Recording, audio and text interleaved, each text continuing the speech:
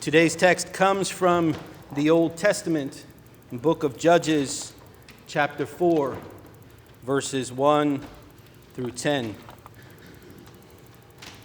In your pew Bible, it is on page 191, 191.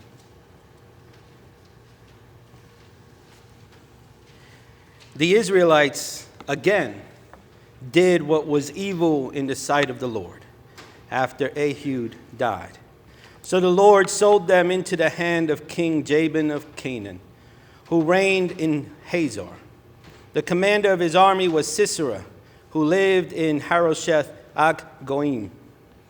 Then the Israelites cried out to the Lord for help, for he had 900 chariots of iron and had oppressed the Israelites cruelly for 20 years. At that time, Deborah, a prophetess, wife of Lapidoth, was judging Israel. She used to sit under the palm of Deborah between Raham and Bethel in the hill of Ephraim, and the Israelites came up to her for judgment. She sent and summoned Barak, son of Abinoam, from Kadesh in Naphtali, and said to him, "The Lord, the God of Israel, commands you. Go, take position at Mount Tabor, bringing 10,000 from the tribe of Naphtali and the tribe of Zebulun. I will draw out Sisera, the general of Jabin's army, to meet you by the Wadi Kishon with his chariots and his troops, and I will give him into your hand." Barak said to her, "If you will go with me, I will go. But if you will not go with me, I will not go."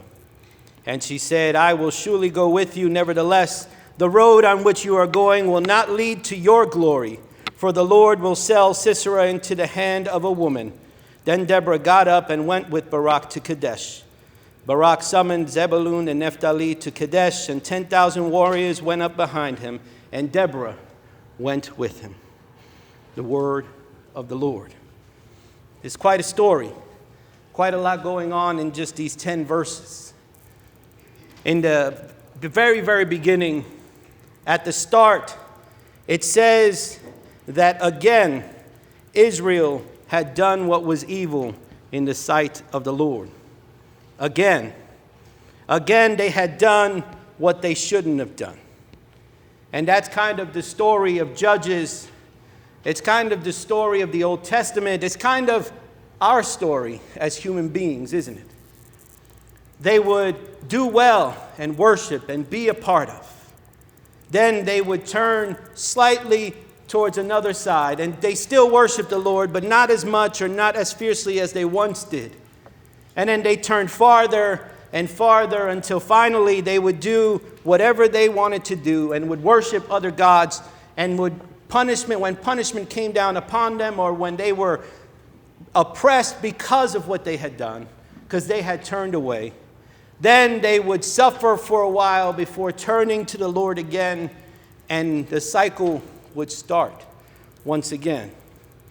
For many of us, this is kind of our cycle too in our lives. We come to a point where we worship the Lord with all of our heart and being, and we know that God is real, and God is with me, and God is a part of. And then that first love kind of burns out a little bit, and we tend to maybe not be as fiercely Christian or loving as we once were.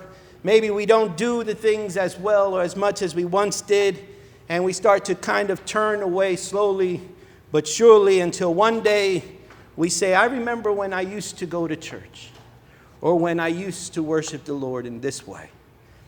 And then when something comes into our path that causes us difficulty, we tend to come back crying and fiercely worshiping the Lord once again, and coming into the presence and wanting to be a part of. It's kind of our pattern.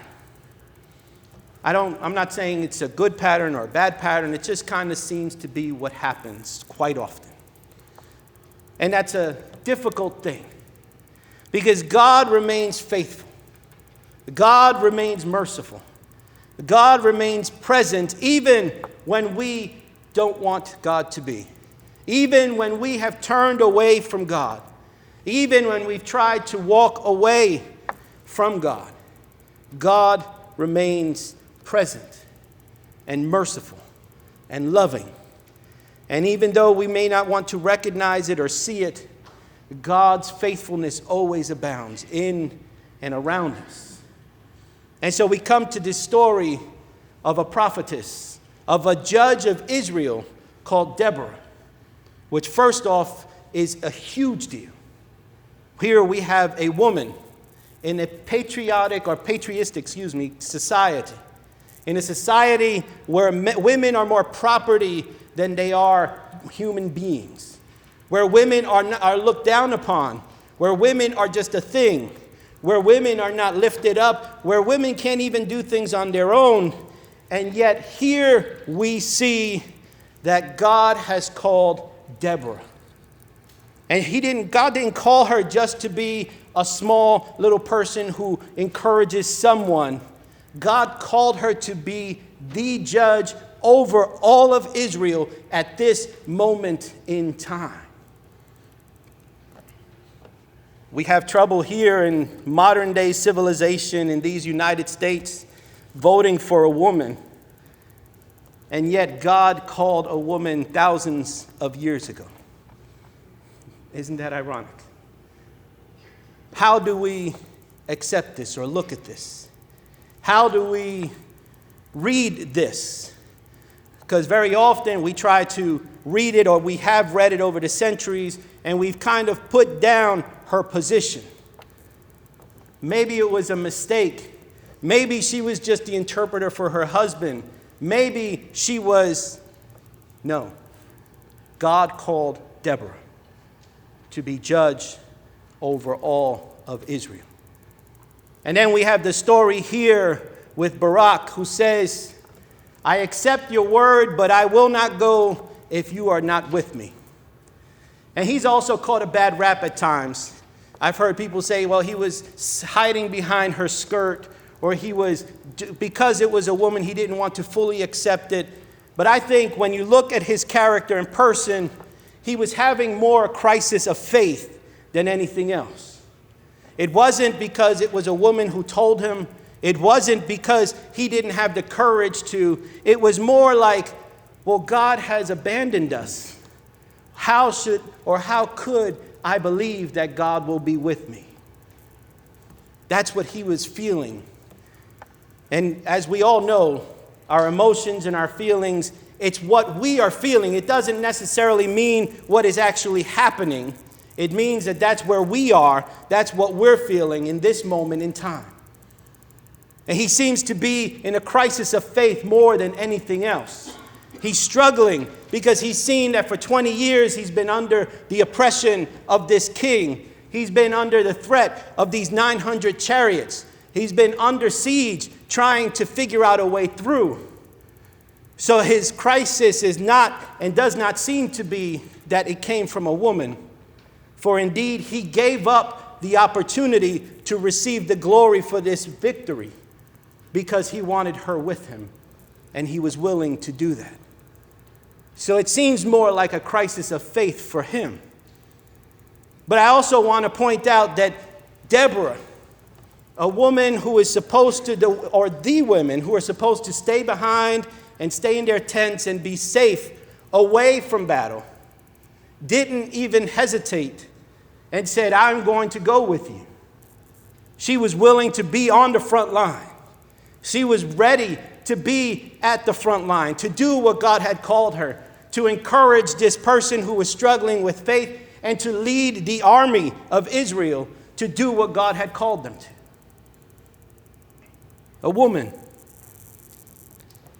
We try to claim our superiority over ancient times because of our modern technologies, because of how brilliant we've become and learned from science and technology.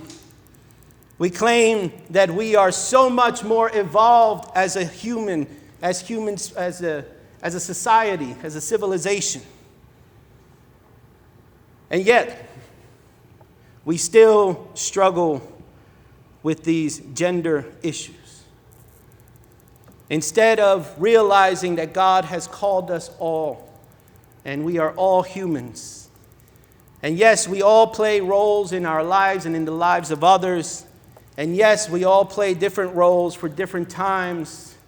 But the roles are not one better than the other. And the roles aren't specific for only one or the other. But instead it is for what and who God has called for that moment in time to do what God has called them to do. Why is that so difficult for us to accept?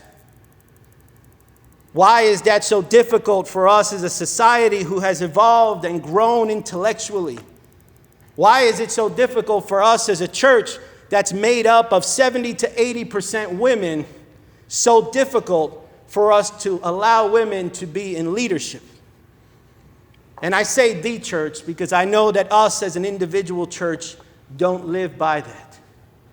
But still, there are so many that live by this rule that they've created.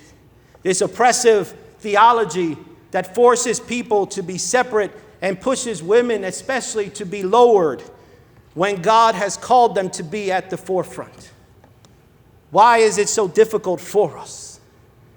If this unevolved, these non-intellectual, these ancient people of 2,000 plus years ago realized that God called a woman and they gave her the honor that came with that. They recognized her as a judge, as a prophetess. They understood that her faithfulness to God was what was important and not the gender that she was. Why is it so difficult for us today to see this? Sometimes our faith and our own biases are at odds, aren't they? Sometimes what we know to be right and what we understand to be right are at odds.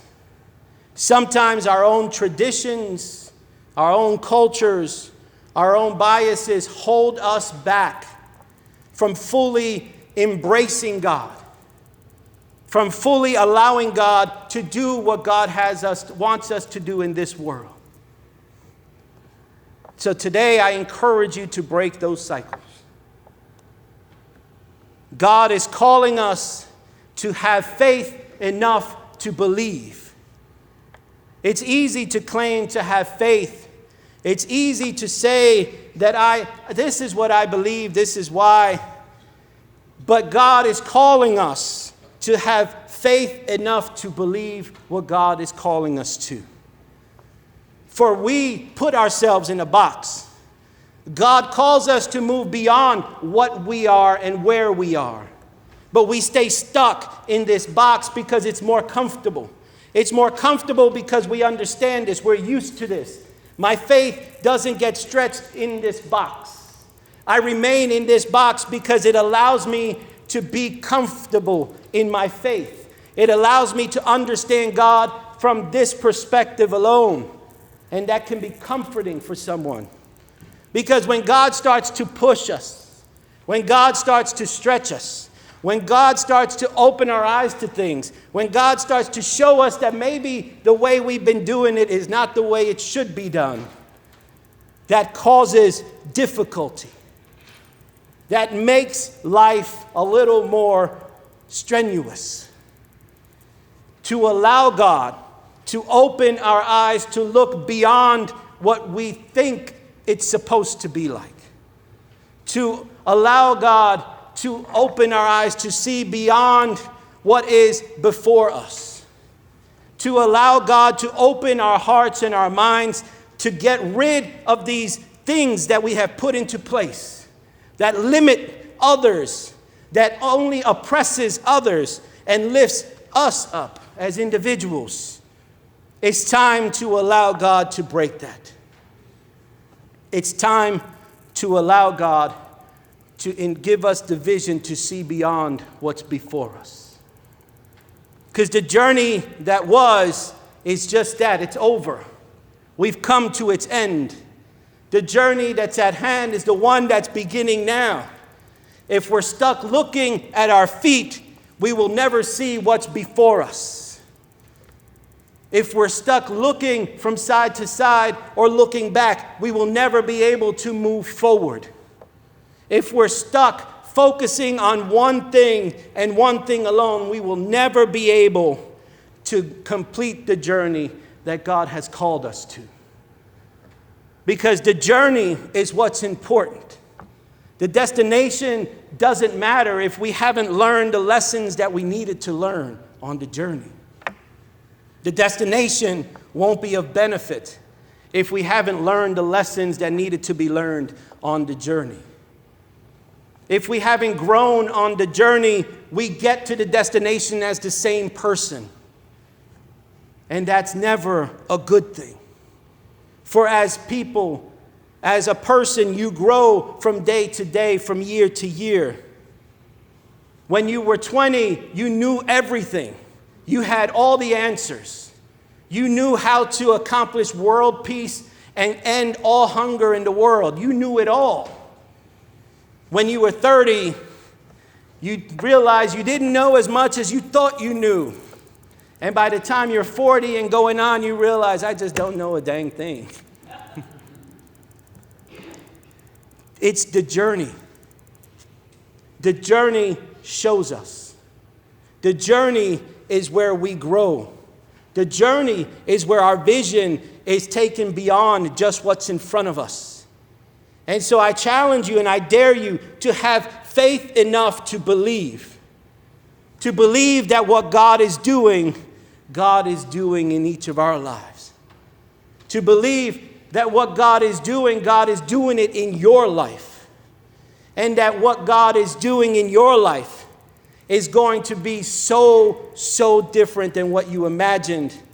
And yet it will be so much more blessed than you could have ever imagined. Would you have faith enough to believe so that we can walk this journey together? So that we can walk this faith journey together. So that we can walk as one, yet as individuals all together. For the community is called to be one community. And we are each called individually to be individuals in this world representing the community of God. So I challenge you, no, I dare you to have faith enough to believe that God is about to do something good in you.